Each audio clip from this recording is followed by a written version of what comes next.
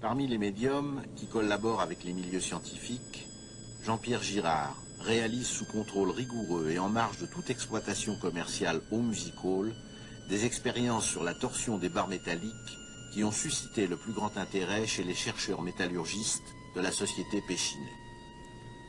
Contrairement à Uri Geller, le célèbre torsionnaire de petites cuillères dont les démonstrations sont discréditées par les scientifiques, Jean-Pierre Girard s'est prêté à des examens en laboratoire, en présence d'huissiers et aussi d'illusionnistes professionnels qui ne contestent pas l'authenticité des phénomènes. J'ai entendu parler de Girard et c'est grâce au professeur Volkovski que j'ai pu être mis en contact avec lui et j'ai assisté à une séance où il y avait d'ailleurs de nombreux savants étrangers et où Girard a fait des performances très remarquables. Et il a accepté d'essayer de faire une investigation plus scientifique encore que ces démonstrations de salon qu'il faisait à l'époque.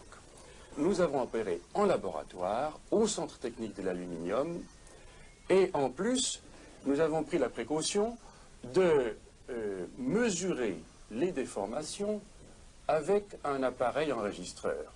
Les détracteurs de Jean-Pierre Girard lui reprochent, avant de s'être livré à cette expérience, d'avoir appartenu au monde des illusionnistes. Mais il ne s'en cache pas. Il ne s'en cache pas. Pas. À la deuxième ou troisième séance de ces séances de salon préparatoires dont je vous parlais, il m'a dit qu'il était illusionniste et qu'il savait parfaitement truquer tout ce genre de choses. Oui, plusieurs parapsychologues sont des illusionnistes, comme M. Tocquet en France. M. Tocquet est un remarquable illusionniste. M. Cole en Amérique, enfin, un grand nombre sont des illusionnistes. Oui, d'ailleurs, le professeur Bender explique un peu pourquoi il y a une relation entre les deux. Oui. Et on peut ajouter d'ailleurs que chaque fois qu'un tricheur a été démasqué, et ça s'est quand même produit assez souvent, c'est toujours un parapsychologue ayant des connaissances en illusionnisme qui l'a démasqué. Écoutez, au temps de la bonne vieille métapsychique, si vous vous rappelez, Lignon, au temps de Sapia Palladino et des autres médiums célèbres, il y a eu des fraudes, miséricorde, des fraudes, c'est qui ont discrédité d'ailleurs la vieille métapsychique.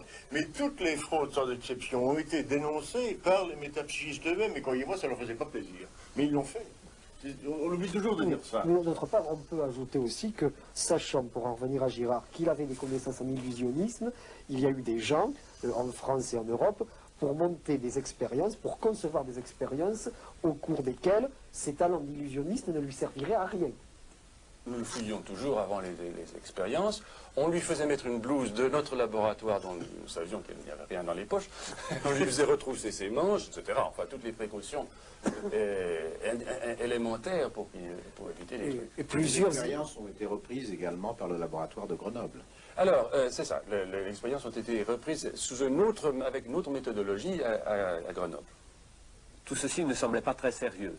Le côté spectaculaire, voire jeu de cirque, que prenaient ces expériences, m'indisposait beaucoup. Et je l'ai déclaré d'ailleurs à M. Crussard, il s'en souviendra. J'appelais au centre de recherche de Vorep les ovnis de M. Crussard, les objets fléchis dans des conditions non identifiées. Et je crois que c'était la position de tous les scientifiques moyens. En effet, notre formation ne nous a pas appris qu'il était possible de déformer un matériau sans qu'on exerce des forces mécaniques. J'ai procédé avec un de mes collaborateurs une expérience qui avait comme objectif non pas de convaincre qui que ce soit, mais de nous convaincre nous-mêmes et de convaincre M. Crussard qui vraisemblablement il était dans l'erreur.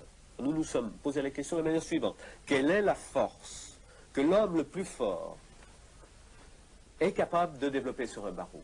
Quel est le barreau qui est réellement intordable? Et nous avons réalisé ce barreau. Et nous avions placé la barre de notre conviction à ce niveau-là. Ayant expérimenté sur des paysans, sur des haltérophiles, nous avions en effet mis au point une clé dynamométrique qui nous permettait d'évaluer la force des différents individus. Et la barre de votre conviction s'est déformée. Et exactement. Et cette barre-là, vous l'avez ici. En effet, ce matériau a été réalisé spécialement pour l'expérience et nous avions vérifié en utilisant un haltérophile qui faisait 140 kg, qu'il était totalement impossible de le déformer. Nous avons ensuite fait venir, M. Crussard s'y était prêté, fait venir M. Girard à Grenoble. Et dans des conditions qui nous convenaient parfaitement en ce qui concerne le protocole, nous avons donné finalement notre fameux barreau à Jean-Pierre Girard. Et ici, à 4 reprises, par simple imposition de la main, nous avons vu nous n'en croyons pas nos yeux, bien évidemment. Ce barreau s'est déformé à 4 reprises avec les flèches, les déformations que vous voyez ici. Ici, il s'agit des tracés qui ont été faits après chacune des déformations. Qu'est-ce que vous avez pensé quand vous avez constaté ça? Ben, j'ai mal dormi.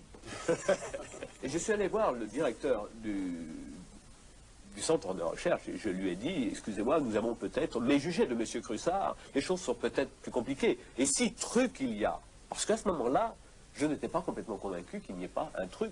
C'était peut-être un super truc que même les meilleurs illusionnistes ne connaissent.